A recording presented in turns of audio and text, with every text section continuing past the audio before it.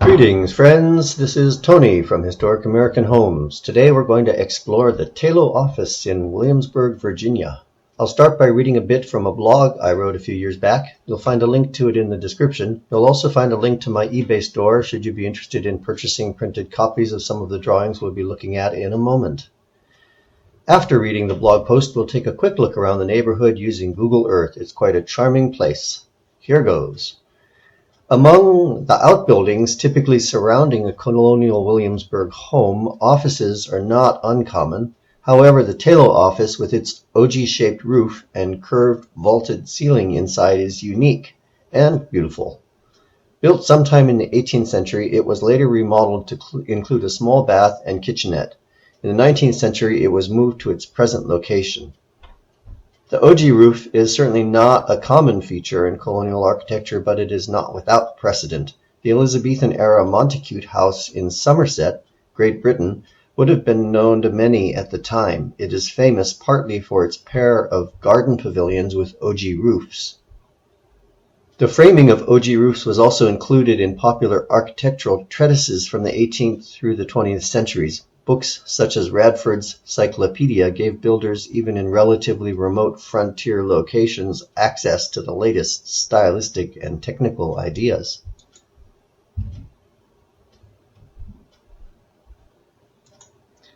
The Tayloe Office in Williamsburg, Virginia was built in the 18th century as a doctor's office, adjacent to the doctor's own home, but providing privacy for patients. Other colonial and early federal-era homes contained offices as well. These offices were used for a variety of professional purposes, such as law or for administering of estates. The Tayloe Office would have been one of a group of outbuildings, including such things as kitchens and laundries. We have the Tayloe House in the middle here, the office to the right, and the kitchen to the far right. There's a laundry behind, a smokehouse, a privy, another privy, a storehouse.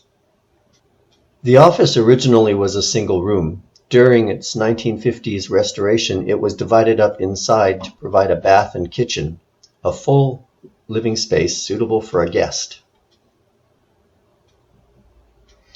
Here we see the site plan with the office where I'm circling the mouse, and a map of Colonial Williamsburg down here.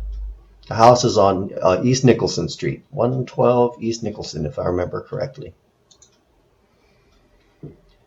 Measuring only 16 feet on each side and yet containing complete bathing and cooking facilities, the Tayloe Office, if not the first tiny house, certainly qualifies as a very early and highly stylish example.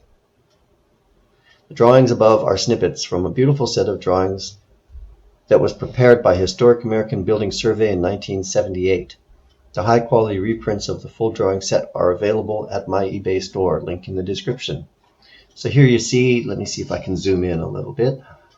Here you see the floor plan, 16 by 16. We've got a little kitchenette in the corner, the entrance with the front door and a window, kitchenette just to the left, a bathroom behind, and this generous fireplace off to the right.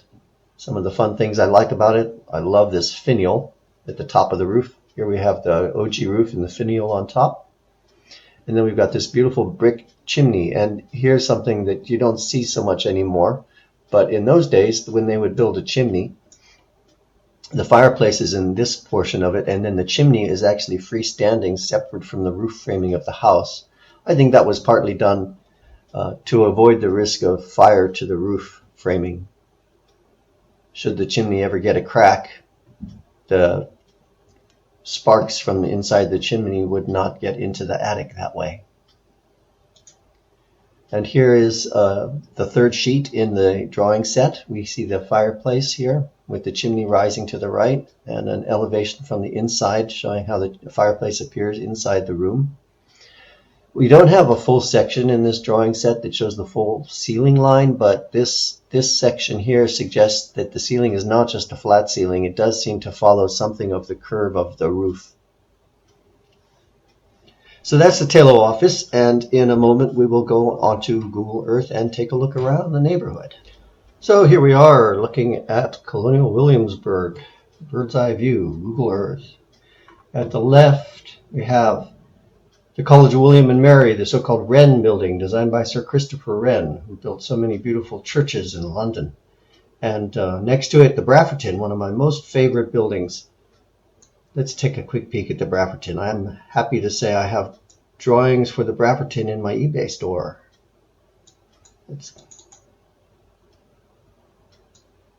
There's the beautiful house called Brafferton. Just about the most perfect example of a colonial style brick building you can imagine. And further down towards this direction we have the St. George Tucker House, another beautiful house that I have drawings for in my store. Unfortunately, Google Street View doesn't go up in here, so we can't see it from Street View, but across the road is the Magazine, which is an octagon-shaped building. It's for those of us who are into octagon houses, I think it's a fun building, although it's not a house per se. Anyway, there's the Magazine. And a little further along, let's reset. A little further along is the Prentice Store, another ideal, a real candidate for adaptation for a small house. The Prentice Store is a beautiful little structure, which I have drawings for as well in my eBay store. There's the Prentice Store, and that's one of my most popular drawing sets, actually. I'm waiting for somebody to actually buy a set and design a house based on it. See if we can get a better view. Nope. Anyway, finally, we move over this direction and we come to the Tayloe Office.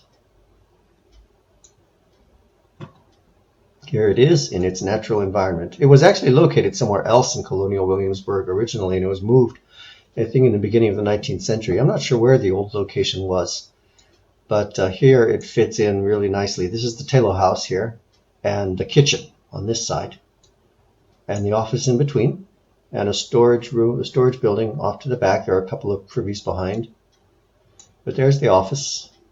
Great place to meet your clients if you're a colonial doctor. Take a look down the street.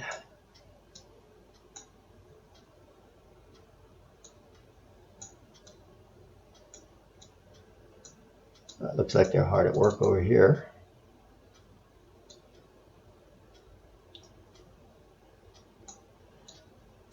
So I hope you enjoyed this little video.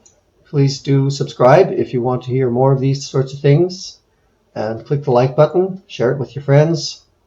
Always love to hear from you. The thing I like most are comments. Please leave your thoughts. If you've been to Colonial Williamsburg and seen these places, by all means, especially leave some of your impressions in the comments. Thank you very much. This is Tony from Historic American Homes. Bye-bye.